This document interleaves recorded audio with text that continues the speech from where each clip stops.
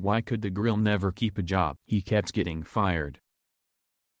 What sounds like a sneeze and is made of leather? A shoe.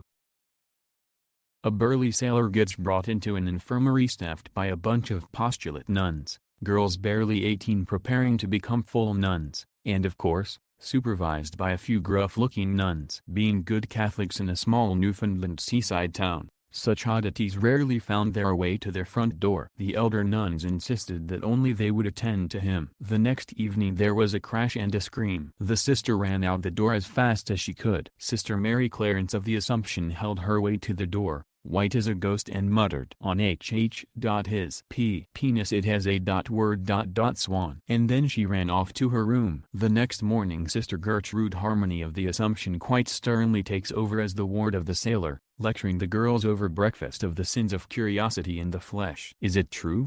asked Marta. "Does he truly have Swan tattooed on his spear of Adam?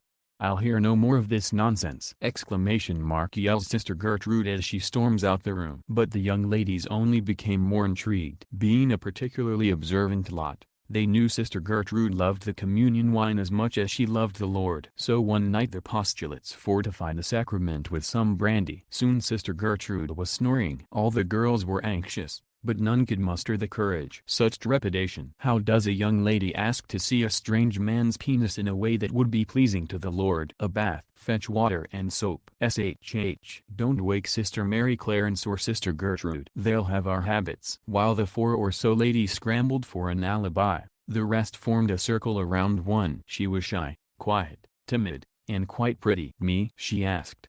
"Do it for us, Mary, please. We may never see one. You must tell us what it's like. And if it truly has a word on it." Mary gathered her nerve, and sighed deeply. Then she took the wash basin, and with a confidence nobody knew she had, marched right into the sailor's room. She was even humming. 10 minutes later, the humming stopped.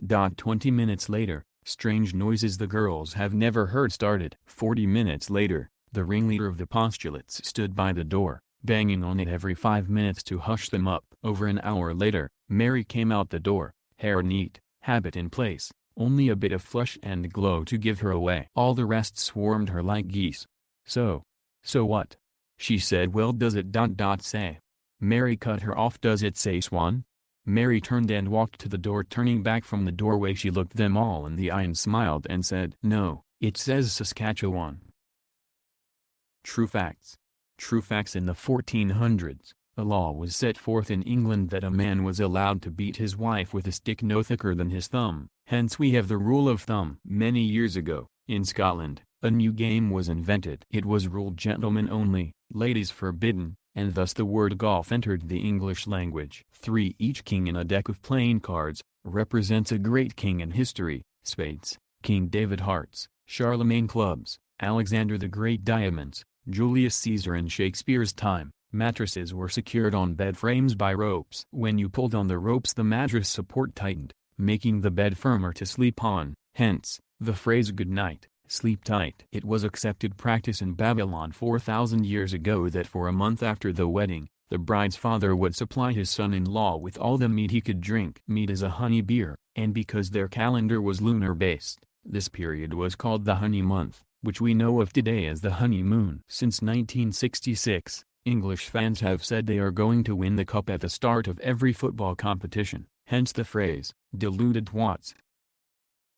Karen finds a lamp in debris. He rubs it and there pops the genie. "You've got 3 wishes, says the genie. "But I want 10, replied Karen. "Genie, I can't grant more than 4. "I'm afraid." "All right." "My first wish." "I want a shovel." "Granted," said Genie, and there appeared a shovel. "Second, turn it into a thin stick." "Granted," and the same happens. "Stick it to your ass," was the third wish. And the stick was right in the genie's ass. "There goes Karen.